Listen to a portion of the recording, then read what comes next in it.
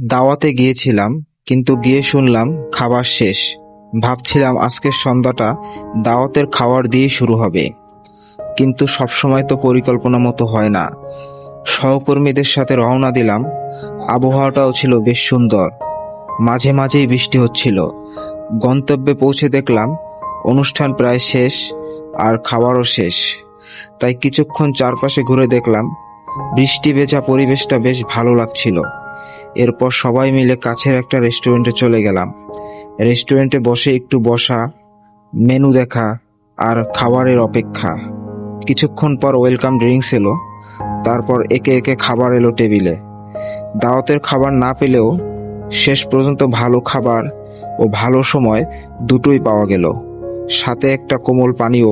সব মিলিয়ে দিনটা শুরু হয়েছিল একরকম, কিন্তু শেষ পর্যন্ত সুন্দর একটা স্মৃতি হয়ে রয়ে গেল।